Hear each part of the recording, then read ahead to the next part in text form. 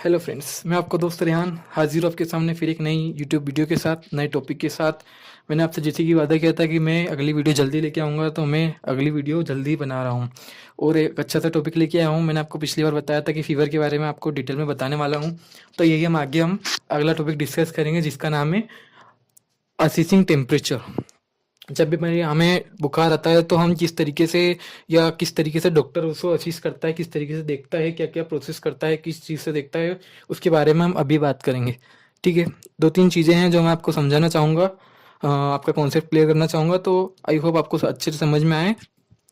तो हम स्टार्ट करते हैं असिस्टिंग टेम्परेचर। ठीक है, सबसे पहले हम क्या लिखा है यहाँ पे, body temperature can be assessed with a variety of devices, यानी हम काफ़ी अलग अलग टाइप की वेराइटी से हम टेम्परेचर को असिस्ट कर सकते हैं। काफ़ी अलग अलग टाइप के थर्मामीटर से हम टेम्परेचर को असिस्ट कर सकते हैं। हम जाते हैं कि बुखार आता है डॉक्टर के पास, तो डॉक्टर सबसे पहले थर्मामीटर हमारे ओरल या अपने हमारी जीभ के नीचे लगाता है और टेम्परेचर को असिस्ट करता है, देखता है कितना टेम्परेचर है। कई अलग अलग जगहों पे भी थर्मामीटर लगाकर टेम्परेचर को देख सकते हैं, उसके बारे में भी बात करेंगे। सबसे पहले हम बात करेंगे, यहाँ पे दे रखा है ग्लास थर्मामीटर और क्लिनिकल थर्मामीटर, जिसे हम ग्लास थर्मामीटर या क्लिनिकल थर्मामीटर भी बोल सकते हैं।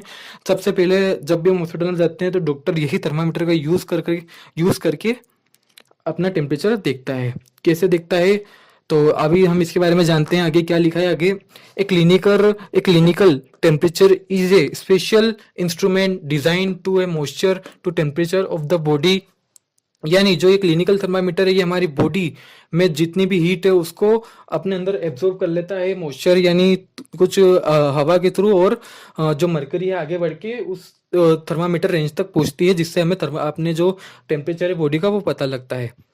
ये एक ग्लास थर्मामीटर है, कि ऐसा थर्मामीटर है जो कि हर क्लिनिक में आपको मिलेगा, हर डॉक्टर ये परचेस करता है, क्योंकि ये इसमें कोई सेल वगैरह नहीं लगता है। ये क्लिनिकल थर्मामीटर है जो कि नॉर्मली टेम्परेचर के बिना किसी बैटरी के वर्क करता है।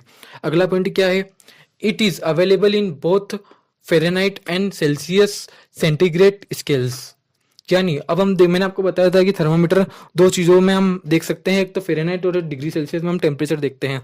डिग्री फ़ारेनहाइट, डिग्री सेल्सियस, दो चीज़ें आप याद रखना। दोनों आप सेल्सियस में देखेंगे तो भी वही बात है और फ़ारेनहाइट में देखेंगे तो भी वही बात है।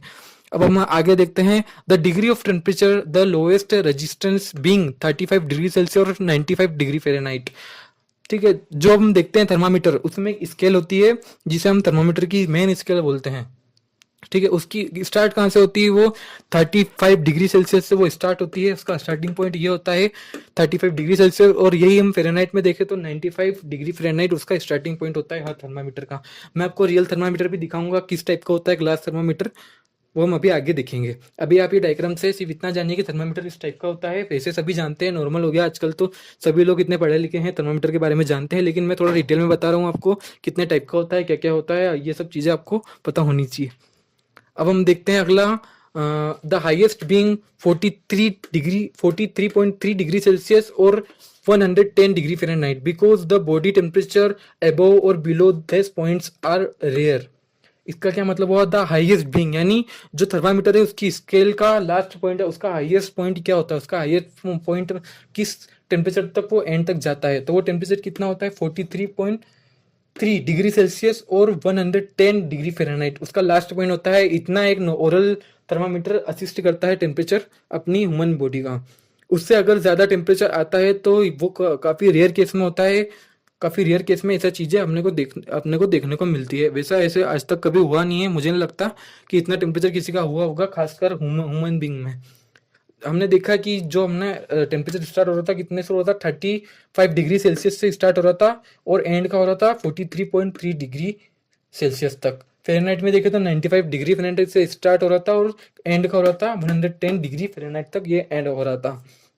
नॉर्मल हम टेम्परेचर देखते हैं, हमारा नॉर्मल टेम्परेचर होता है बॉडी का 98.6 डिग्री फ़ारेनहाइट और 37 डिग्री सेल्सियस नॉर्मल टेम्परेचर होता है। अगर 98 डिग्री फ़ारेनहाइट से 99 डिग्री फ़ारेनहाइट भी होता है तो वह फीवर कोज करता है, यानी उसे हम फीवर बोलेंगे। अगर 99 भी होता है, हल्का फीवर बोलेंगे या फीवर बोलेंगे।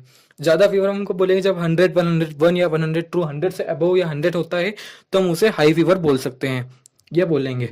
ठीक है, अब आगे हम बढ़ते हैं। मैं आपको एक थर्मामीटर दिखाता हूँ जो कि एक ओरिजिनल थर्मामीटर है, ग्लास का थर्मामीटर है जो कि हर डॉक्टर यूज करता है। किस टाइप का होता है मैं आपको ये दिखाता हूँ।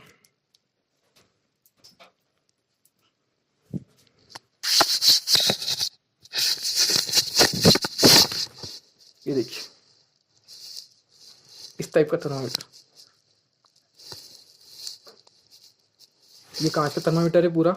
इसमें स्केल दिया, मुझे नहीं लगता आपको दिख रहा होगा, लेकिन आप इतना तो देख ही सकते हैं कि थर्मामीटर किस टाइप का होता है। ठीक है, ये कांच की स्केल है जिसमें मरकरी होती है। ठीक है, इसमें मरकरी देखिए आपको सिल्वर सिल्वर दिख रहा होगा, ये पूरी मरकरी है।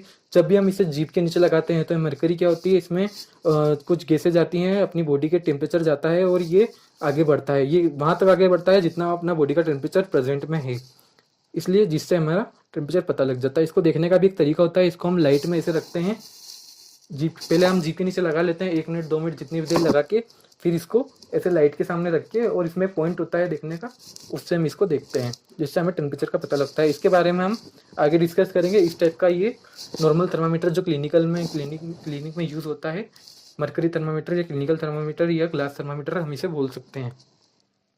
ये ग्लास का है, इसमें मरकरी है, अगर ये फूट जाएगा तो इसका कोई फिर काम नहीं है, वेस्ट हो जाएगा ये, इसलिए इसको काफ़ी ध्यान से रखना पड़ता है।